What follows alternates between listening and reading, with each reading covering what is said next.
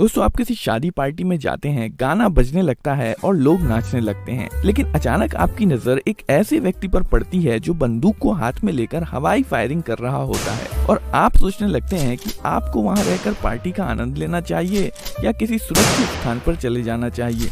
चाहे किसी की शादी हो, जन्मदिन समारोह हो या नए साल का जश्न के दौरान गोली चलाना न केवल भारत में बल्कि रूस, अमेरिका, पाकिस्तान, अफगानिस्तान के अलावा अन्य कई देशों में आम बात है।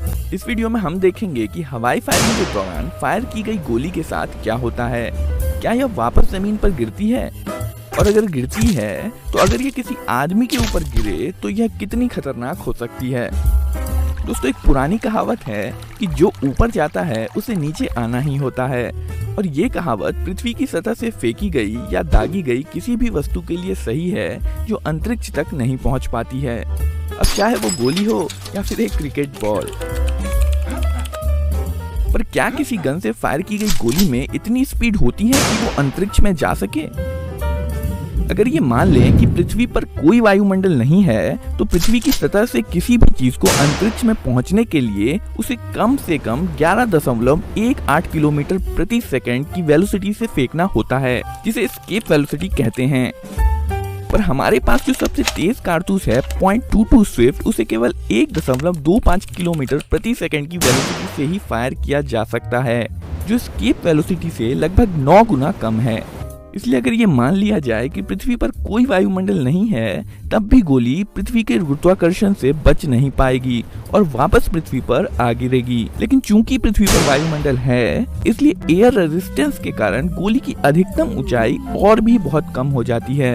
यहाँ तक कि कारतूस के बारूद में होने वाला ब्लास्ट गोली को जिस अधिकतम वेलोसिटी तक एक्सीलरेट कर सकता है, अगर उस वेलोसिटी पे भी बुलेट को सीधे ऊपर की तरफ फायर कर दिया जाए, तब भी बुलेट पृथ्वी के वायुमंडल की सबसे निचली परत ट्रोपोस्फीयर को भी पार नहीं कर पाएगी। बंदूक की नली से गोली लगभग 600 से 900 मीटर प्रति सेकंड की स्पीड से बाहर निकलती है, जिसे मजल वेलोसिटी कहते हैं। जब एक AK-47 से फायर किया जाता है तो बुलेट की स्पीड 670 मीटर प्रति सेकंड के आसपास की होती है, जो कि ध्वनि की गति से लगभग दोगुनी है। एक गोली का वजन बस 5 ग्राम का होता है, जो लगभग 1 रुपए के सिक्के के बराबर होता है। पर गोली की इतनी ज्यादा वेलोसिटी के कारण इसमें 16 मंजिल इमारत से गिराई गई ईंट जितनी ऊर्जा होती है। ये ऊर्जा बस एक छोटी सी गोली में जमा रहती है और इसलिए गोली त्वचा को भेद कर किसी को बुरी तरह से जख्मी या मौत के घाट उतारने में भी सक्षम होती है। पर एक गोली जिसे सीधे ऊपर की ओर फायर किया गया है, उसी गति से जमीन पर वापस तभी गिरेगी जब आप किसी ऐसी दुनिया में हो जहां वायुमंडल मौजूद नहीं है, जैसे कि चंद्रमा।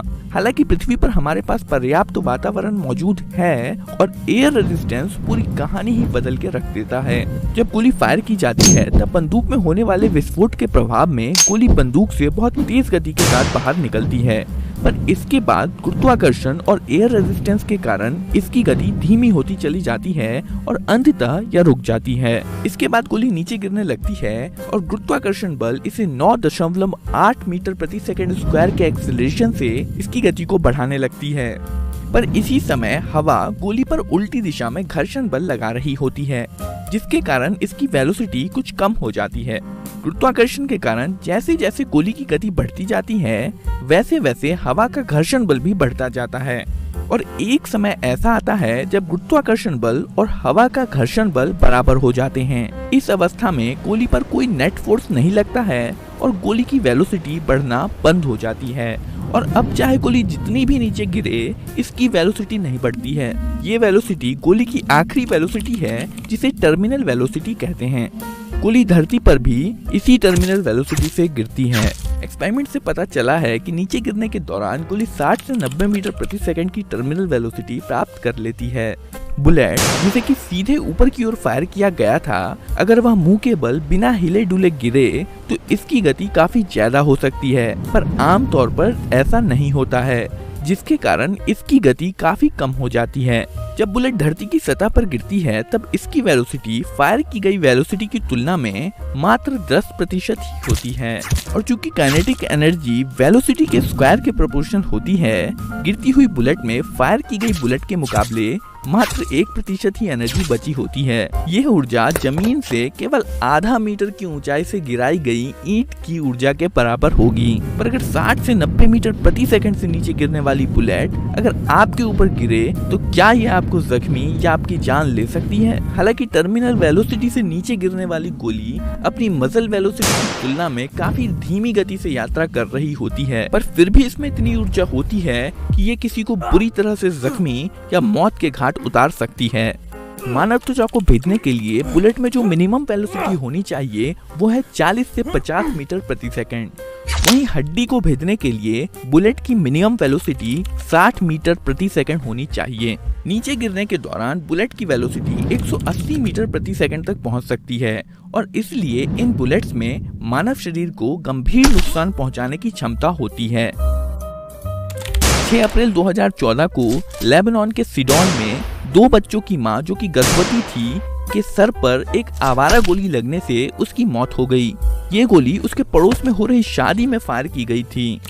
12 अक्टूबर 2003 को सर्बिया के बेलग्रेड में शादी में आए मेहमानों ने गलती से 2 सीट वाले एक छोटे विमान को ही मार गिराया, जिसमें विमान में सवार लोग गंभीर रूप से घायल हो गए।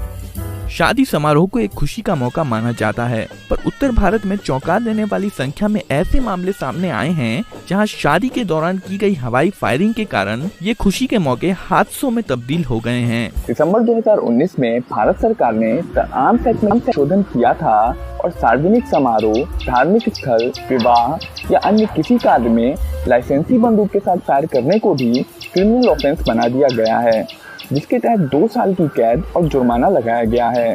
पर अब आपके मन में शायद ये सवाल आ रहा होगा कि अगर जश्न के दौरान फायर करना इलीगल है तो मिलिट्री फ्यूनरल्स के समय फायरिंग क्यों की जाती है?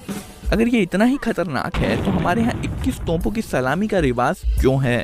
इसका जवाब बेहद आसान है। इन मौकों पर बिना गोली वाले कारतूस इस्तेमाल किए जाते हैं जो बस आवाज और धुआं करते हैं पर कुछ भी फायर नहीं करते हैं। दोस्तों, ये वीडियो आपको कैसी लगी कमेंट करके जरूर बताइए और वीडियो को लाइक, चैनल को सब्सक्राइब जरूर कर दीजिए।